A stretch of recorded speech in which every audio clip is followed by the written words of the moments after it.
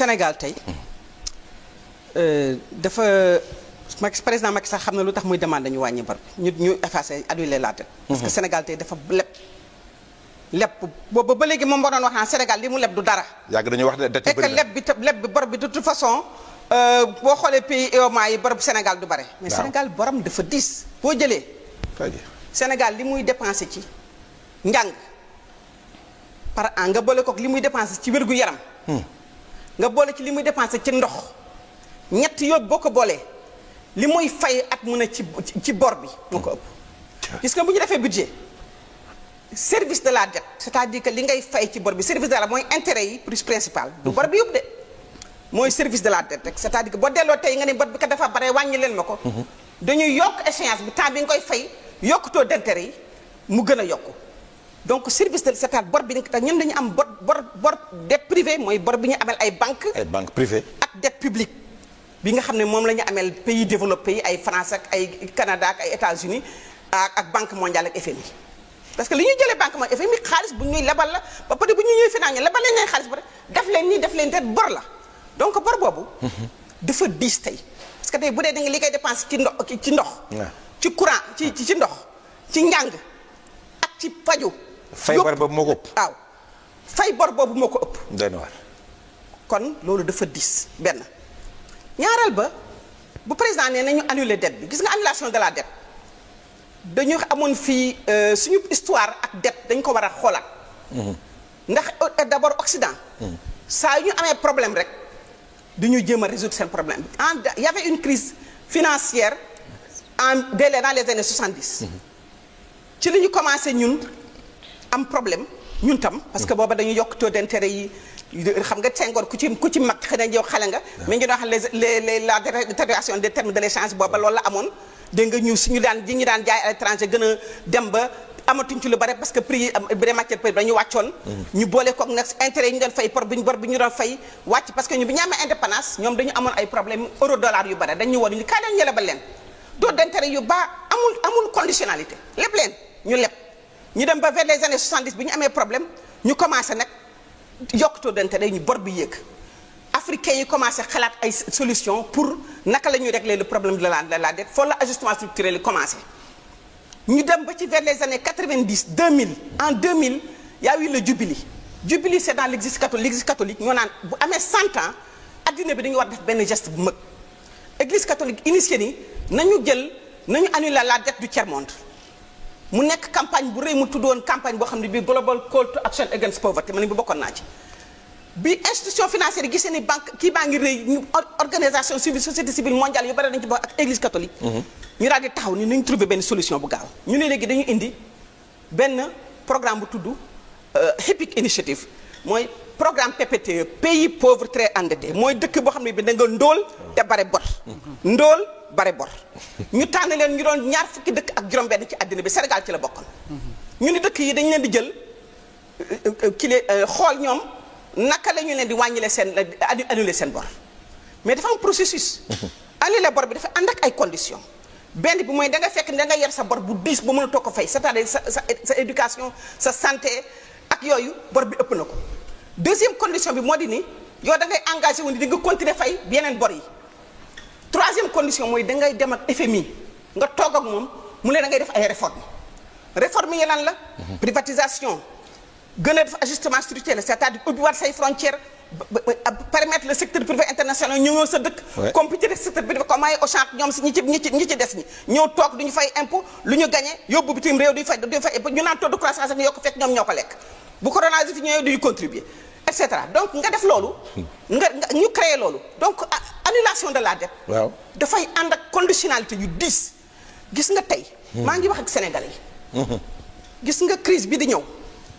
États-Unis Amérique ñi ngi jëm ci dépression boo xam ne bi 1929 lañu ko amoon mooy la crise Amérique bi ñu gënoon am ci l'histoire moderne économique waaw moo doon après la première guerre mondiale la crise de 1929 ku jàng économie jàng nga ko nit ñi dañ ñaan jaay ci mbedd yi xale yu jigéen ñi di jaay pom ci mbedd mi duñu am sax ku ko jënd nit ñi dañu sonnoon chômage bu rëy Amérique mi ngi ci jëm économie si ci bind dañ ko te gis nga Occident saa ñu amee problème rek man bi bëgg déggee Macron ñu nangu naa analyser rek dama tiit dama ne lan moo nekk si ginnaaw. waaw bu ñu ne nangu nañu annulation de la dette dañ lay annuler mais gis nga crise bi bu amee Europe France Italie États-Unis xam nga lu ñuy def. waaw fii la ñuy régler seen problème fii la ñuy ñëw réserver seen taux de chômage indi seen ay gars ñu ñëw liggéey fi ñu fay leen fii la ñuy indi seen i entreprise mu nekk le plus grand marché ñu ñëw di fi jënd ay affaire di ko fi jaayee di jënd di ñu jaay dégg nga donc fii la ñu ñëwee fii la ñu indee toutes les questions militaires comme la présence de la France au Mali qui ne règle rien parce que ñu ngi nii le premier opposant du Mali jàpp nañ ko te français yaa nga fa donc annulation de la dette dañu war ko saytu annulation de la dette pour lan pour ñëwaat encore di defaat des dépenses de prestige comme terre bi nga xam ne ça a coûté 800 milliards mën na ci taxawal ñetti hôpitaux de premier rang 800 milliards bu noonu tax ba sénégalais doo def test ñu yóbbu ko France mu am 3 semaines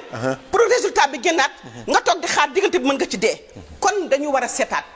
affaire bor bi ñu saytu ko ñu indi ay nit ñu xam affaire endettement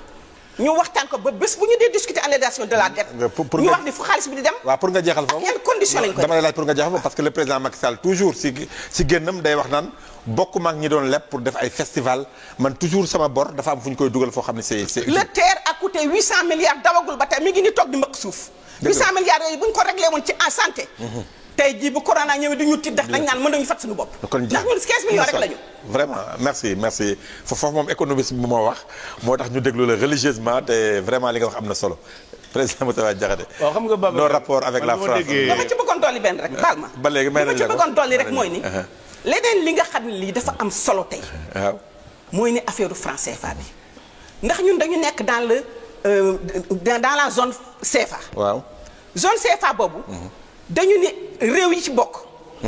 seen réserve c'est-à-dire li nga am ci sa alal waaw da nga koy xaaj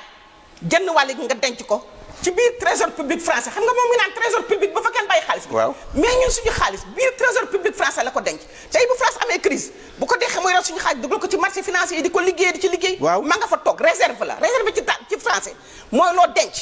waaye yow boo toggee de ba am corona muy crise bu rëy te mënoo jël li fi xaalis am Sénégal makk sax nuñ ko xaaj tey kon kañ nga war a ne delloo la ma samay réserve nag bu dee Macky Sall leader la ci zone français leader la ci Sénégal ci Afrique francophone dëgg la bu dee leadership boobu muy wax nag d'accord na am fit nag taxaw nag ne France delloo lañu suñu xaalis ñu régler suñu problème xaalis bu bëre la bu takku la dëgg la kon ñun waruñu nekk fi di leb ak di ñaan ak di yalwaan ak daan ñu suñu xarit te ma dogale ci ni français du xarit de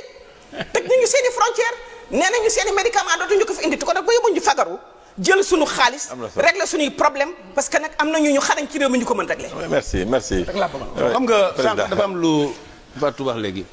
ne coronavirus jàngoro la de waaye wan nañu suñuy jàngoro waaye li ma jàpp mooy dafa mel ni ku président bu Cyril Ramaphosa bu Afrique Sud ak président Macky Sall xamuñu li nu coronavirus wax